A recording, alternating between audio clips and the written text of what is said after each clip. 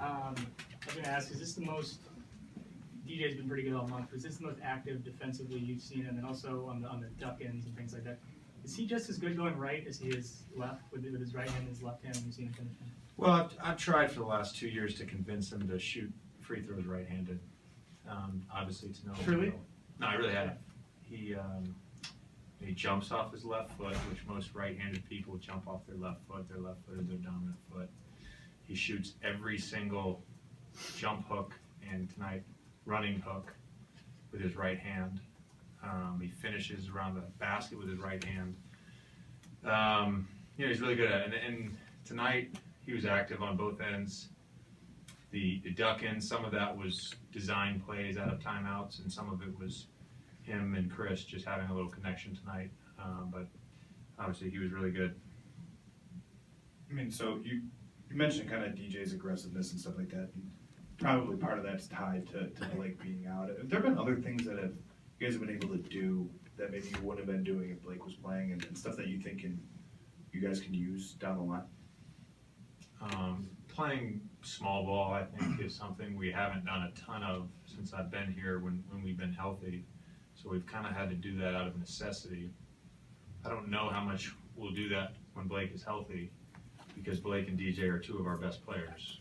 And traditionally in the last couple of years, the kind of the four guys plus the fifth guy, those lineups have been pretty potent in terms of net rating. So I think we want those guys on the court. We've kind of adjusted in terms of play calling. We've simplified a lot of things because so much of what we did pre-Blake injury was geared towards playing through Blake and allowing him to sort of be a hub offensively because of his decision-making and playmaking ability.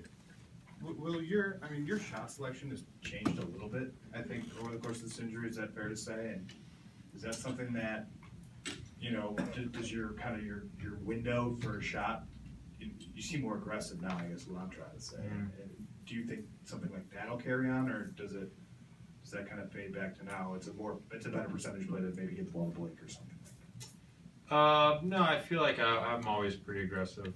I think you're suffering from something called recency bias. I just made that term up. That's something. No, that's a thing. I think it is a thing.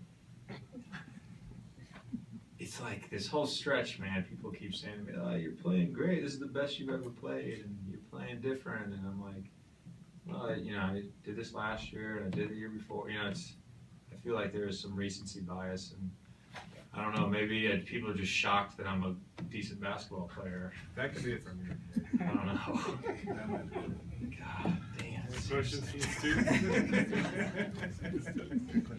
Yeah. You guys got Jeff Green, 18 points tonight. What's it been like playing with him early on so far? He's just getting acclimated. I think the challenging thing for him right now is he's having to play multiple positions, and he will have to do that even when we have Blake back. He's going to play a lot at the 3, and then with that second unit, he'll play a lot at the 4. And so him trying to figure that out on the fly has been a challenge, but he was great tonight, and we kind of saw what he's capable of in terms of his versatility offensively.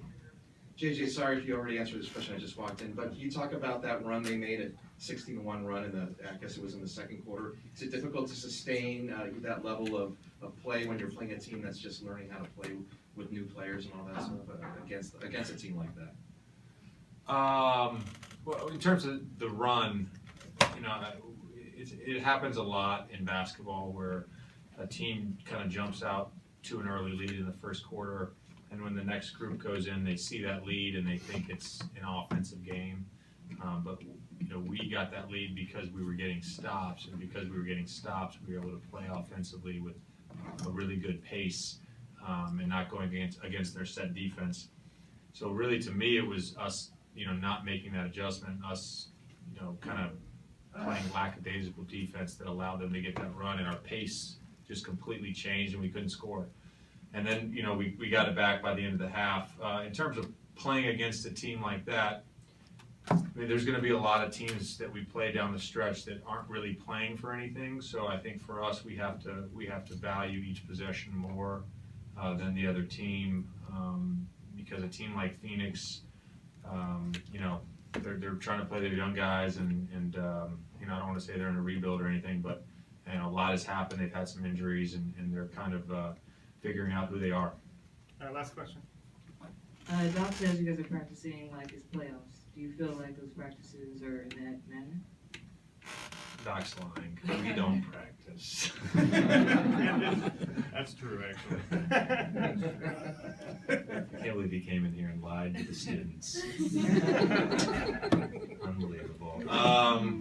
You know, we have had practices, like 3 for the season, and when we have had practices, they've been intense. But you know, our thing, similar to a playoff practice, it's not so much you know, wear and tear and getting up and down the floor as it is the preparation side of things, meaning we're going to walk through 5 or 6 of their plays. We're going to, you know, really discuss personnel tendencies and whatnot. So that's kind of been our focus recently, whereas the intensity is not necessarily like a playoff game. It's more about the mental preparation side.